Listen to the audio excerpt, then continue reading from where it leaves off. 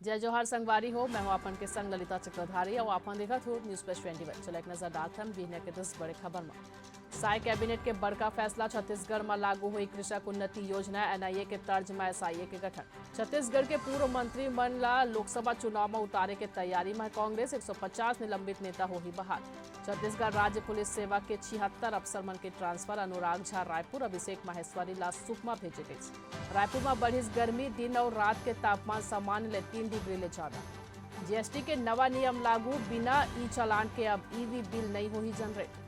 370 हटाए के बाद आज पहली बार कश्मीर जाही प्रधानमंत्री। 6400 करोड़ के प्रोजेक्ट के इनॉग्रेशन करी। राहुल गांधी के नेतृत्व में भारत जोड़ो न्याय यात्रा आज गुजरात के दाहोद में एंट्री करी। उत्तर प्रदेश में अवैध मदरसा बन के जांच करत एसआईटी हर रिपोर्ट ला यूपी सरकार ला सौंपिस।